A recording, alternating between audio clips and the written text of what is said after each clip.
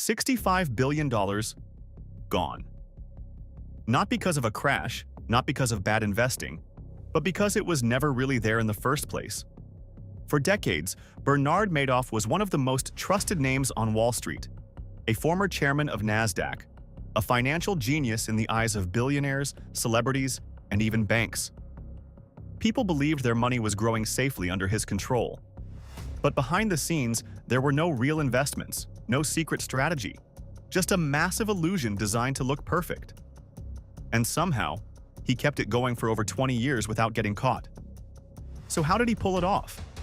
Why did no one stop him when the red flags were right there? And what finally caused the entire thing to collapse almost overnight? In this video, we're breaking down the biggest Ponzi scheme in history and the shocking truth behind the man who fooled the world. If you're into stories like this, make sure to like the video and subscribe to the channel because we're just getting started. Fixture on Wall Street, Bernie Madoff, 70 years old, arrested by the FBI. Wall Street veteran Bernard Madoff has been arrested and charged with running a $50 billion Ponzi scheme. This is one of the biggest fraud cases ever. Sir, how do you feel? Early beginnings. Bernie Madoff's story began in 1960 when he started his own investment firm with just $5,000 he earned as a lifeguard and an additional $50,000 from his father-in-law. In today's money, that would be around $480,000. Even though it was a small start, Madoff had big ambitions.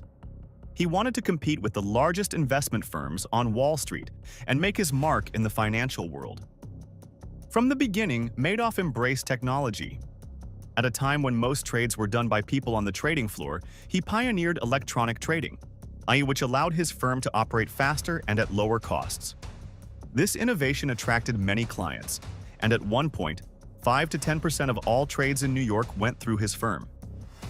When the NASDAQ stock exchange was created in 1971, it brought new opportunities for electronic trading. Madoff quickly adapted and eventually became chairman of the NASDAQ in the early 1990s, a role that gave him enormous respect and credibility in the financial world. On the surface, everything looked perfect. Madoff's firm was growing, his reputation was untouchable, and he seemed like one of Wall Street's brightest stars.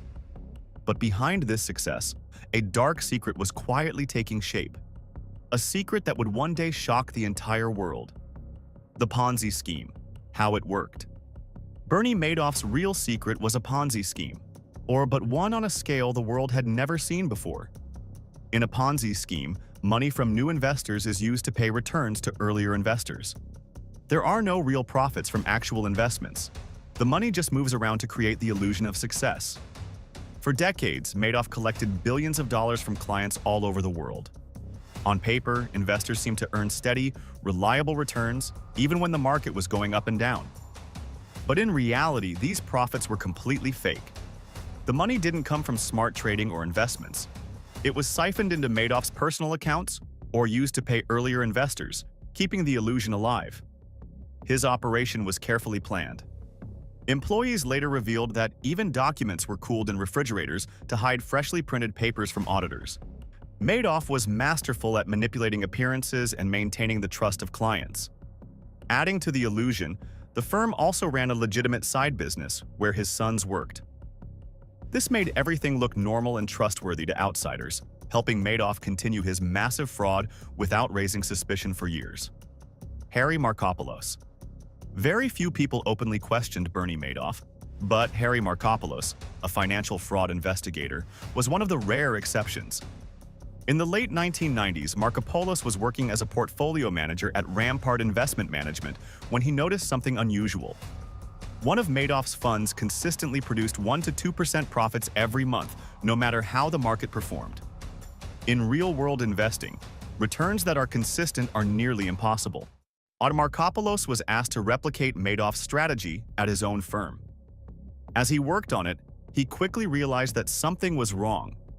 Madoff's returns didn't follow normal market patterns. He made profits even when the market fell. Markopolos concluded that either Madoff was trading with insider information or he was running a massive Ponzi scheme. As Markopolos investigated further, he discovered serious mathematical inconsistencies.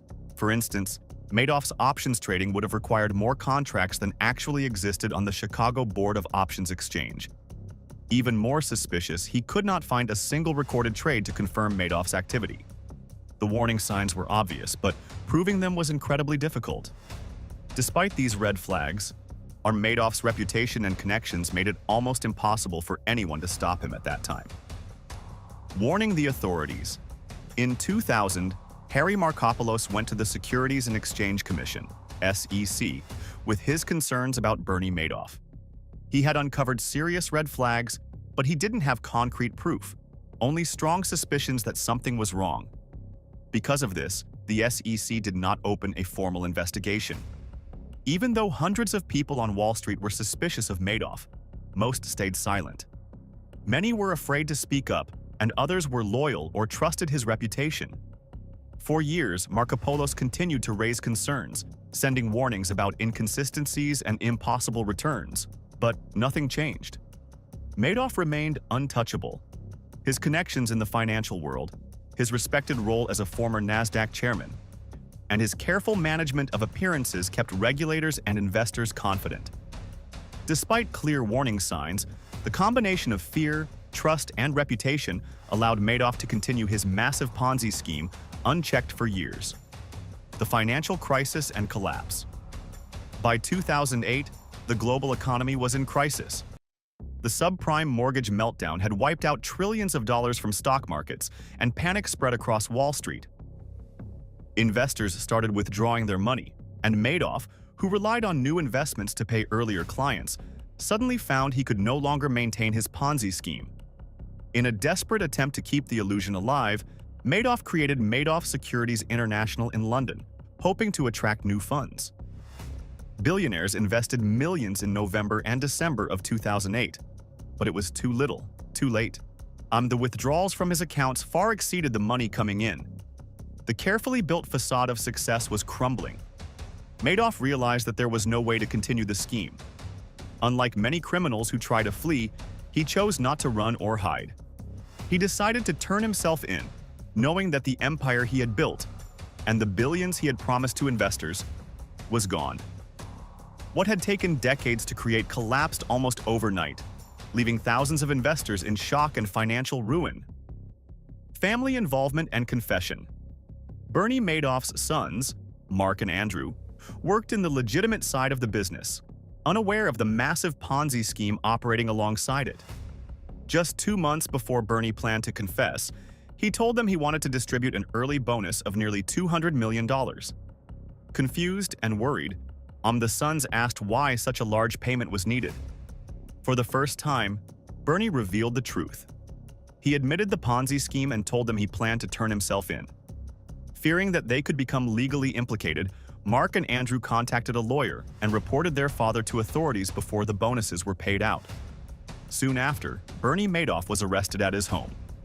He was released on bail and placed under house arrest, but the full weight of his crimes was now undeniable. The stress and despair took a toll on the family. On Christmas Day 2008, Bernie and his wife Ruth attempted to overdose on prescription medications. They survived, but the incident showed the immense pressure, fear, and hopelessness that came after decades of deception. For the Madoffs, the empire of wealth and trust had completely collapsed in a matter of weeks. The aftermath. Life in prison. Bernie Madoff pleaded guilty to running the largest Ponzi scheme in history, admitting that he had defrauded investors of $65 billion. His victims ranged from wealthy billionaires to ordinary people who had invested their life savings and pensions.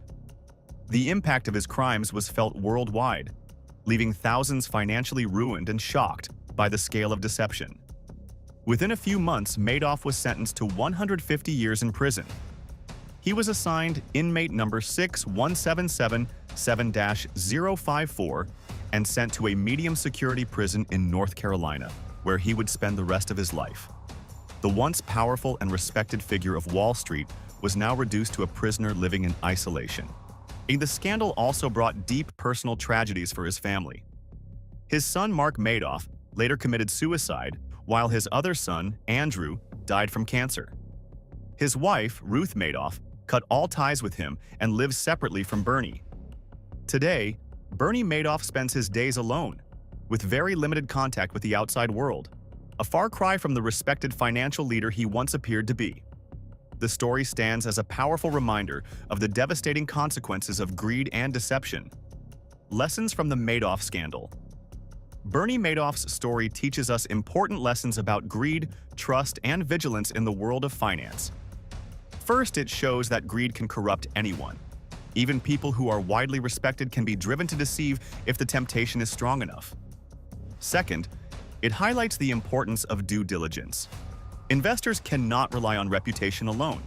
They need to carefully check facts and understand where their money is going. Third, the scandal reveals that regulation isn't always enough. Blindly trusting regulators or established institutions can leave people vulnerable to fraud. Finally, it emphasizes that transparency is key.